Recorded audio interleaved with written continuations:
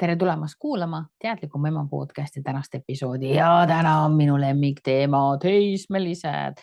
Meil oli kunagi kodus selline nali, et meie 3 last olid sündinud sellise vahega, et nad kõik tabavad teismeiga suht samal ajal ja siis ma naersin, et siis meie kolime mehega sauna, lapsed kolivad majja ja ukse peale tuleb silt sisenemine omal vastutusel ja ukse kõrval tuleb niisugune kastikene siis püksipaaridega, kujutad ette, kui sa lähed sinna nagu sinna lõukoerte juurde, siis võtad tagasi püksid on katki. Umbes niiviisi ma seda teismega ette kujutasin.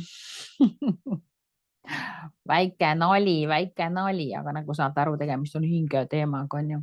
Igatahes, kui sa soovid süveneda ja soovid emaduse kohta rohkem teada, siis tead, ma olen loonud Teadlikum ema klubi, mis on niisugune väike, vahva pesa emadele. Sinna see kindlasti ei sobi kõigile emadele, see sobib nendele emadele, kes on avastanud, et emadus võiks olla midagi palju rohkemat.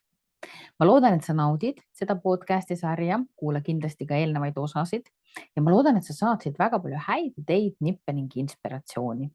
Tere tulemast kuulama Teadlikum ema podcasti. Ning siin ma jagan sulle uusi vaatenurki, kogemuslugusid, inspiratsiooni, lihtsaid ning teadlikkusel põhinevaid vaateid. Mina olen Gert-Triin Petrov, Teadlikum ema brändi looja, mentor, õpetaja ja teadlane, kes on kiiksuga mutt, kes on teinud emadusest oma elu suurima teadustöö. Juba kui ma olin väikene, siis ma ikkagi mõtlesin, et kuidas on võimalik nii, et 100 aastaid meil kõigil on samad probleemid. See tähendab, et keegi on midagi uurimata jätnud ja teismelised on teema, mida ma olen väga sügavalt uurinud. Mäletate, lastel on niisugune vanus nagu hirmus kahene. Kõik kardavad seda hirmsat kahest ja kui minu lapsed jõudsid 2-sesse ikka, siis meil ei olnud ühtegi hirmsat kahest. Sellepärast meil ei olnud ühtegi hirmsat kahest, sest ma puresin selle vanuse läbi. Hirmus kaheline on hirmus ainult siis, kui ta ei saa ennast panna nagu, kuidas ma ütlen, kui ta ei saa ise neid paelu kinni panna või ta ei saa ise süüa kahvliga. Tegelikult hirmus kahene kaob kohe ära, kui sina annad lapsele selle ruumi. Aga mis värk on selle teismelise eaga? See on palju hullem. Ja siin ma pean teile ütlema, et ma olen võitnud ja ma olen kaotanud. Kui ma hirmsa kahesega sain nagu väga hästi hakkama, siis teismelistega ma olen võitnud ja ma olen kaotanud. Aga ma annan teile edasi oma avastused, on ju? Okei. Defineerime jälle. Võib-olla kui sa kuuled neid podcast'e, siis sa paned tähele, et ma hästi palju defineerin. Teismelised on inimesed umbes vanuses 12–20 aastat, kelle areng toimub hüppeliselt. Füüsilises kehas hakkavad toimuma siis väga suured füüsilised muutused, mille tõttu teismelised vajavad rohkem uneaega muideks. Ja nad lähevad aeglasemaks ja nad lähevad unisemaks, eriti poisid. Ja see on okei. See ei tähenda mitte midagi halba, vaid tema füüsiline keha vajab seda, on ju. Psühholoogiliselt hakkab selles vanuses lapsel kujunema identiteet ja ta hakkab tahtma nagu oma kohta siin maailmas. Nüüd kujuta ette 2 tühja sahtlit. Kujuta ette, et sinu laps 0–7 eluaastani kõnnib ringi 2 tühja sahtliga ja sina, televiisor, ekraan, vanama, vanaisa, ema, isa, kõik te valate oma mõtted ühte sahtlisse ja oma emotsioonid teise sahtlisse. Palun nüüd kujuta seda ette. 0–7 eluaastani toimub lapsel salvestumise iga. 95% oma mõtetest ja tunnetest ja harjumustest ja käitumustest saab laps selles vanuses ja lapsel pole valikut. Kui sa 0–7 eluaastani slikerdad ehk lased üle jala, kiirustad, sa ei võta aega, sa uputad oma last, sa usud, et laps peab kõike kogema, viid teda ringidesse, topid teda lõunakeskusesse, käid suurtel kontsertidel, siis ma garanteerin sulle, et 13+, 12+ eluaastal sa saad põrgut ja tuld. Miks? Okei, mis on teismelise iga? Räägin teile, mis ma olen avastanud. See on selline vanus, kus lapsel sahtlit tõmmatakse lahti ja need valatakse talle pähe. Ehk kõik see, millesse sa teda uputasid 0–7 eluaastani, sinu depressioon, sinu viha, sinu rõõm, sinu kriitika, isa rahulolematus, kõik see on selle lapse sees ja ta upub selle sisse ära. ja sellepärast te näetegi, et neil flipivad emotsioonid niimoodi. Te näete, et neil flipivad mõtted, sest et ta on reaalselt selles solgi sees edasi-tagasi. Nüüd see laps vajab kõige rohkem abi, ta vajab kõige rohkem praegu oma vanemaid, nagu kõige rohkem, aga selles vanuses on, kuna sa pole kõige enam inimene, sina pole kõige enam inimene ja sinu abikaasa pole ka alati kõige enam inimene. Ja kuna 0-7 eluaastani see laps ei kogenud kõige enamat keskkonda, siis tema sees on ka mitte väga kenasid vaile ja sa saad nendega praegu vastu päid ja jalgu. See on nagu tasumise tund. Kõik, mida ta sinu peale välja näitab, on see, millega sina teda kokku puudutasid. Ma ei taha sulle süümepiinu tekitada, sest sa ei saa seda enam muuta, aga võib-olla sa teed veel lapsi ja siis nüüd te võib-olla teate, miks see 0-7 eluaastani on nii oluline hoida vaikust ja rahu lapse ümber. Ma loodan, et nüüd tuleb see välja, on ju. Aga see ei õnnestu meil alati, sest me ei saa alati 100% ju anda seda vaikust ja rahu. Ja siis me peame olema valmis selleks, mis sealt sahtlitest välja tuleb. Meie peame olema valmis. Aga selleks ajaks on lapse vanem jõudmas keskea kriisi ja ta on väsinud. Ja nüüd läheb kõige hullem asi, mis läheb lahti, on see, et vanem on väsinud, turtsakas, vingune, juba eeldab, et laps on suur ja peab kõike oskama ja peab ise tegema ja vanem elab mingis illusioonis, mingi väsimuse illusioonis. Ja laps samal ajal upub solgi sisse, mis temast välja tuleb, seal on ka väga palju head, on ju. Ja nüüd tekivad käärid. Vanem eeldab lapselt, loodab, on loonud illusiooni, aga laps ei saa hakkama sellega. Kõige rohkem ma tahaksin seda, et vanemad oleksid teadlikud ja teadvustaksid. Okei, see on selline vanus, siin toimuvad sellised protsessid. Lahe, see on lahe, see on normaalne, see on normaalne. See on lahe. Ja nüüd ma teadvustan, et mina olen jõudnud keskea kriisi, ma olen natukene väsinud, turtsakam, see on ka lahe, see on väga lahe. Ja nüüd me vaatame, kuidas me saame koos eksisteerida. Ja ma pean võtma vastutuse, mina selle lapse sinna sisse uputasin, mina selle lapse sealt seest ka välja toon. Ja üks teadmine, mida ma siis oma lastele andsin, on see, et teate, et olete praegu sellises kohas, kus teile valatakse need sahtlid pähe. Aga iga mõte on kõigest mõte ja ta on sinu tööriist. Tee koos minuga praegu üks katsetus. Mõtle praegu ühte mõtet, mis valmistab sulle tõsist probleemi ja peavalu. Ja nüüd aeglusta seda mõtet naeruväärsuseni ja avasta, et sa saad seda mõtet aeglustada. Järelikult sina ei ole mõte. Mõte on midagi, mida sina saad kiirustada ja mida sina saad aeglasemaks muuta. Nõus? Ja niiviisi saab laps teadmise, et mõte on kõigest tööriist. Ja meie anname lapsele eluks tööriistad 0-7 eluaastani ja võib-olla me ei ole andnud kõige kvaliteetsemaid tööriistu. Mina tean, mina küll ei ole andnud kõige kvaliteetsemaid tööriistu. Nagu no way, Josei. Aga nüüd ma ka vastutan selle eest. Sest ma ei teadnud seda, kui mina oma lapsed sain, ma ei teadnud seda, millest ma teile räägin. Ma räägin teile igi, verd ja pisaraid, on ju, et teil kõigil oleks järgnevalt lihtsam. Ja kui laps saab teada, et need on kõigest mõtted saab aeglustada, häälepaelu lõdvestades saab mõtted vaikistada, mõte on tööriist, mõte ei ole isiklik, aga tunne on tööriist, tunne ei ole isiklik ja me usume eriti neid mõtteid, mis on tundega siis teinud tandemratta kokku.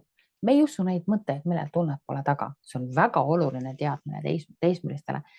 Ja nüüd teismeline näeb, et sa ei ründa teda, sa ei hammusta teda, vaid sa annad talle väga kasulikku informatsiooni ja see on oluline. See on nagu väga-väga oluline. Nüüd teismelistes järelikult ei olegi midagi koledat. Ta näitab sulle, mille sisse seda valasid, on ju, nii et ole valmis. Nüüd küll aga hakkab teismeline üles ehitama sellest prahist ja sellest heast, mis sa talle andnud oled sinna sahtlitesse, hakkab üles ehitama siis oma identiteeti, mis tähendab seda, et nüüd ta vajab abi. Kui sinul on olnud väga madal enesehinnang, kui sinul on olnud väga keeruline elu, siis ta on saanud ju sinu prahi ja ta hakkab sinu prahist üles ehitama samalaadset identiteeti. Seda ei tohi juhtuda, on ju. ja siis, kui ta on mingi identiteedi üles ehitanud, siis ta hakkab seda katsetama. Ja teismeline, mis on hästi lahe, nüüd pange korraks endale kõik asjad käest ära, kuulake, kui te selle kaasa võtate siit podcast'ist, siis ma olen teinud väga hästi. Teismelise kõige suurem probleem on see, et ta tahab täiskasvanu õigusi, aga lapse vastutust. Ja meie peame talle tegema selgeks, et õigused ja vastutus käivad käsikäes, on ju. See mässamine tulebki sellest, et ühest küljest ma tahan vanemast lahti lasta, teisest küljest ma tahan ikkagi neid lapse õigusi veel saada, on ju. Ja see ei ole päris okei. See ei ole väga okei. Ja identiteedi ülesehitamisel ma hakkan tegema tarkmina.ee õpinurka, just mina pildi koolitust, noored ise on seda minu käest küsinud, olen käinud kahel üritusel sellest ka rääkimas, nii et kindlasti võtke õpinurkas või 1 kuuks ja kuulake see koolitus ära, homme filmin koolituse siis, ülehomme läheb see ülesse, siis te saate oma teismelisele anda väga-väga hea identiteedi loomise käsiraamatu nii-öelda. Ja kuidas siis neid testida seda identiteeti, kuidas mitte ise haiget saada, mitte teistele haiget teha, see on ülim tarkus üldse. Tegelikult noored tahavad täna haridust, mida koolis ei anta.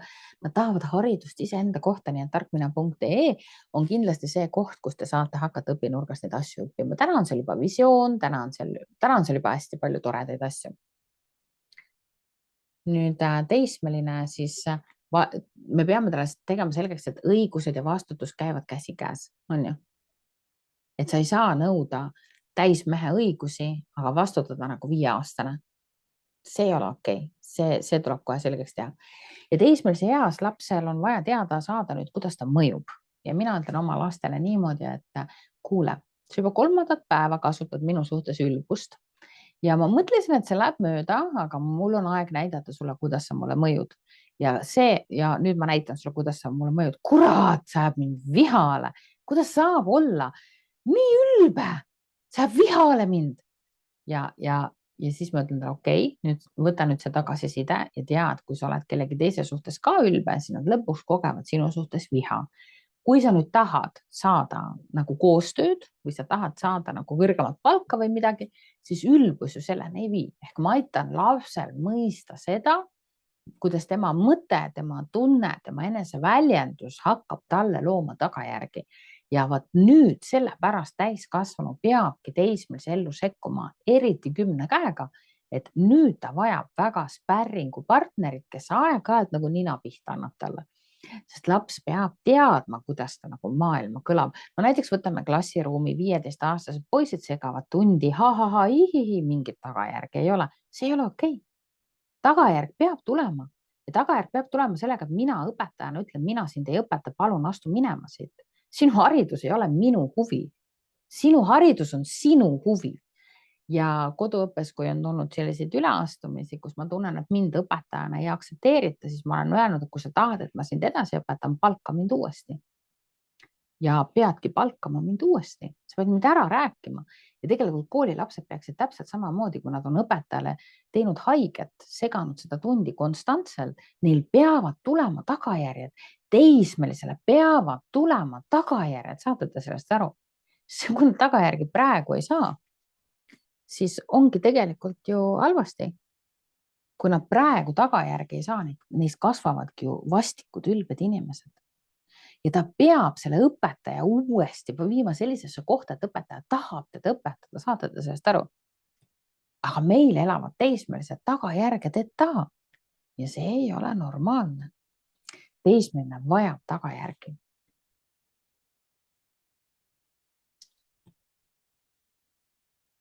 Aga ta vajab ka seda teadmist, et ta on aktsepteeritud selles segaduses, kus ta parasjagu viibib. Ja siis ma räägin alati, et teismelised lähevad korraks kuu varjuküljele. Mida see tähendab?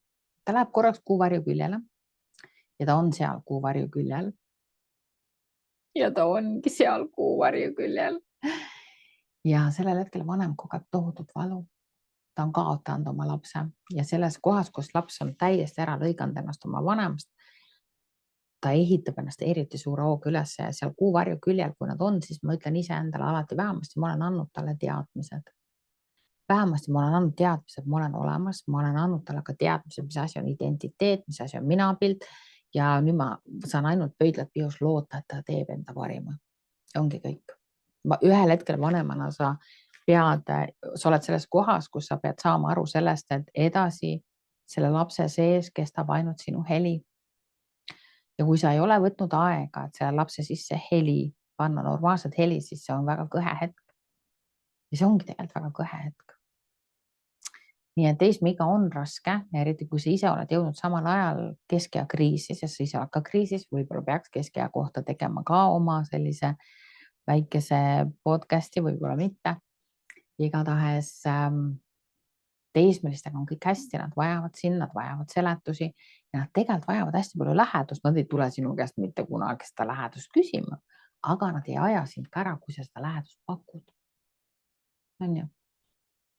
Kindlasti ei tohi neid häbistada, kindlasti ei tohi neid, kuidas ma ütlen, siis pahaks teha, aga tagajärjed peavad neil olema ja tagajärjed tuleb anda täpselt vastavalt kuriteole nii-öelda. Sest kuidas ta muidu saab aru, on ju? Aga ta ei tohi olla nagu midagi tegi, on ju, nüüd ta saab tagajärje ja nüüd ta kannab seda paha lapse kuulsust, seda ei tohi tekkida nagu never, ever, ever, ever, on ju?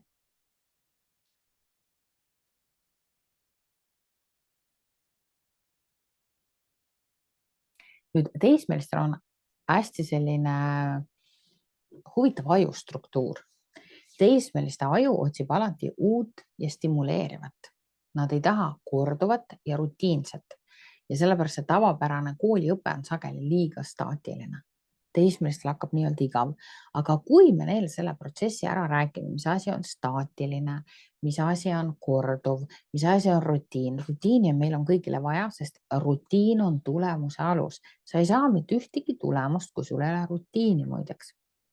Me peame need asjad lahti seletama ja siis, kui me õpime, tundme enda aju, et see tahab uut ja stimuleerivat, kõigil tegelikult tahab, mitte ainult teismelistel, lihtsalt teismelistel tahab ta seda võib-olla natukene rohkem, siis me saame seda ise ümber mängida, on ju. Nüüd motivatsioonistruktuur on, et kui ülesanne ei tundu tähendusrikas ega seostu identiteediga, väheneb dopamiin ja seega ka tähelepanu. Omakorda jälle võib öelda selle peale niimoodi, et iga selline, kui me räägime teismeliste õppimisest, on ju, siis need teismelised, kellel on loodud visioon, need teismelised on palju paremas seisus kui need teismelised, kellel visiooni ei ole. Ja sellepärast ma tarkmina.ee õpinurka paningi visiooni loomise ülesse, sest visiooniga noored on palju motiveeritumad muideks. Ja muidugi siis on meil teismelised emotsionaalselt ebastabiilsed ja nad väga-väga vajaksid teadmist emotsioonide kohta. Näiteks kas või seda, et emotsioonil on alguspunkt, haripunkt ja lõpp-punkt ehk ta käitub nagu parabool ja kõik emotsioonid lähevad mööda. Sa ei jää selliseks, on ju? Sa ei jää selliseks. Ja nüüd, kui teismelisega on ikka väga halvasti, ta ongi sattunud kriisi, sest 0-7 eluaastani teda kasvatasid kriisis inimesed, siis selline laps ei peaks tegelema õppimisega, vaid selline laps tegelikult peaks tegelema, kuidas ma siis ütlen, vaimse tervisega, on ju?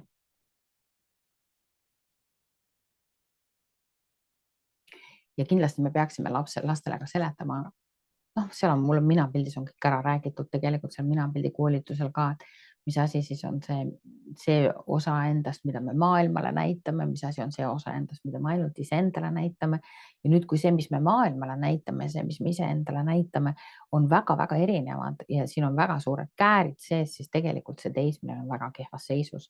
Ja peale selle teismelised tikuvad kogema emotsioone hästi tugevalt, hästi palju ja nad ei oska nende emotsioonidega midagi peale hakata, siis nad lõiguvad ennast, kraabivad ennast, narkootikumid, ekraanid, mängusõltuvused, nad vajavad emotsionaalse sellise pingega hakkama saamise oskust.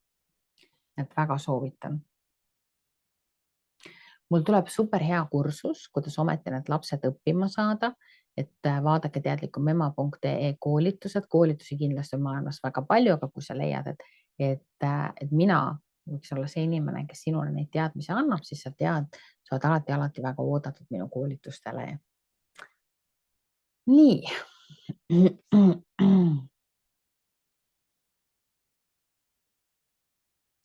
Mida vanemad kogevad? See on ka väga oluline, kui laps on teismeeas. Ja kui me räägime teismelistest, siis me väga tihti räägimegi just teismelistest ja me unustame ära selle vanema kogemuse siin taga. Aga see, mis vanemad kogevad näiteks kaotus- ja hülgamistunne, et on oma lapse kaotanud, niisugune loodus ise hakkab sellel hetkel ema ja last lahti siduma ja isegi kui sa tahad või ei taha, see toimub ja see on natuke nagu leinaseisund, sest laps juba valmistub oma mõtetes, tunnetes, füüsilises maailmas, ta juba valmistub sinu juurest ära minema ja, ja ema sees toimub niisugune energeetiline lahtisidumine ja see tuleb kaotuse, leina ja hülgamistundena. Ja nüüd, kui vanemad ei ole sellega, ei oska selle tundega midagi peale hakata, siis nad hakkavad ahistama oma teismelisi ja vaat seda ei tohi teha. Mina tean väga sügavalt, ma teadsin juba, kui ma sain oma esimese lapse, et minul saab olema raske lapsi ellu lasta ja sellepärast ma hakkasin juba varakult selle emotsiooniga tööle. Vot. Paljud vanemad hakkavad tundma siis süütunnet, enesesüüdistust näiteks, kas ma tegin midagi valesti, et kuhu minu hea laps kadus, et ma olen ju talle, meil oli ju nii tore, kuidas ta nüüd selline on, et tekib niisugune vanemate sees hästi suur ebakõla ja sellised vanemad tikuvad ka oma teismelisi ahistama, mitte toetama. Seda ka teha ei tohi, nii et teadlikum emaklubi, tulge siia, tulge sinna. See on hea koht, kus olla. See on hea toekas koht. Siis võib tekkida vanema sisse viha ja abitus näiteks. Eriti kui siis teismeline on trotsi või lugupidamatust täis on ju, siis vanema siis tekib niisugune viha ja abituse tunne ja hirm kaotada ja vahepeal ka see, et mida naabrid must arvavad ja teinekord võib seda viha lapsele näidata, mitte lapse peale välja elada, mitte torkida oma vihaga last, vaid lapsele näidata lihtsalt selleks, et ta saaks aru, et see ülbus ja lugupidamatus pole päris see, mida hakata maailmas viljelema, on ju. Küsida, mis on su eesmärk? Kas su eesmärk on teine inimene ära lõhkuda? Kui on, siis palun väga, on ju, ole lugupidamatu. Kui su teismeline vihastab, siis küsi, kas sinu eesmärk on teine mind ära lõhkuda, kui on, siis vihasta, on ju. Sest viha on alati lõhkuva emotsioon ja seda tuleb teada.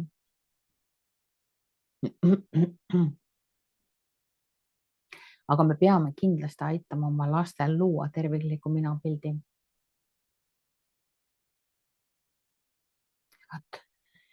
Ühesõnaga, ära võta isiklikult seda, mis sinu lapsega toimub. Ja sa näed seal ja sa saad aru, et sina tegid 0-7 eluaastani sellist valikut, aga mitte ainult sina.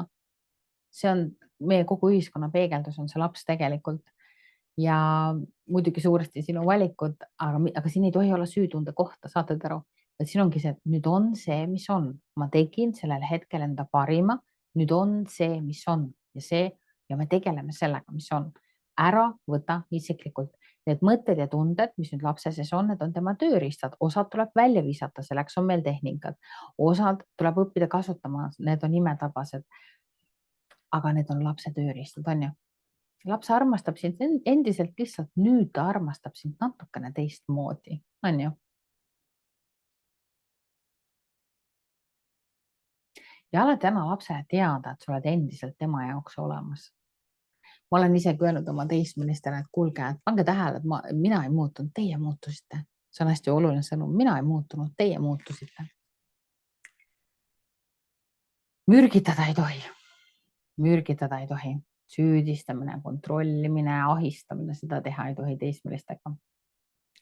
Me peame neile andma ruumi, aga turvalist ruumi, on ju. Ja nüüd on aeg alustada koostööd. Ja enda sisemise valuga pead sa tegelema ise. On ju. Ja mis ma olen veel oma teismelistele öelnud, et see on okei, lase minust lahti, see on okei, ma jään alles. Ma jään sind igavesti armastama. Ma olen kogu aeg siin, aga sa võid minust lahti lasta. See on nagu väga hea. Ära proovi panna last ennast kuulama, vaid ole olemas ja räägi. Selleks on mul super head hetketehnikad. Ja küsi enda käest kogu aeg ennem, kus sa lähed nagu teismelisega vestlusesse, et kas ma tahan praegu midagi parandada või ma tahan teda lihtsalt mõista. Kas ma tahan teda muuta või ma tahan teda lihtsalt mõista.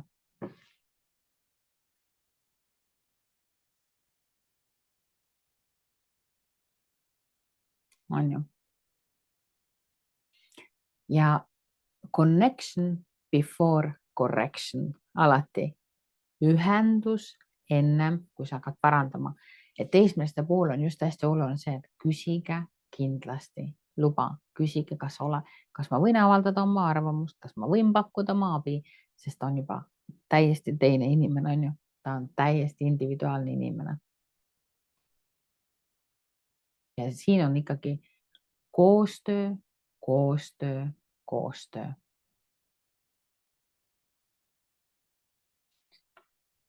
Nii. Aga mis siis, kui teismelised tegelikult ei mässagi? Mis siis, kui teismelised lihtsalt on uppumas mõtete ja tunnete alla ja nad vajavad lihtsalt õigeid seletusi protsessile? Ongi kõik. Nii et tegelikult ei ole teismelised mitte midagi hirmsalt, aga selleks ajaks peab lapse vanem olema mitte reaktiivne, hästi selge, hästi toredasti ise majandav. Nagu enda emotsionaalselt ise majandav. Kui sind nüüd hakkasid huvitama kõik need tehnikad, mida ma mainisin, siis mine kuula kindlasti ära tasuta 45-minutiline mentorlus, mine teadlikumema.ee, võta mentorlus. See podcast siin oli sinu samm number 1. 45-minutiline mentorlus on sinu samm number 2 ning sinu sammuks number 3 võib olla näiteks see, et sa tuled novembrikuus koolitusele või kuulad koolitust järgi või liitud näiteks Teadlikuma Ema klubiga, kus on väga tore emade pesa, kus sa tunned toetust. Ja sa saad aru, et meil kõigil on tegelikult täpselt ühesugused mured, aga meil on ka lahendused. Võid tulla mentorlusse, aga eriliselt soovitan ma liituda boonusega. Boonuses on meil superemotsioonide täielik kursus ja ka mentaalsuse täielik kursus. Ja lõpetuseks tahan ma öelda sulle, kallis ema, sa oled imeline. Ja ma soovin sulle rahu sinu emaduse teel ja ma soovin, et sa saaksid luua endale sellise emaduse, mida sa armastad. Kohtume järgmises episoodis.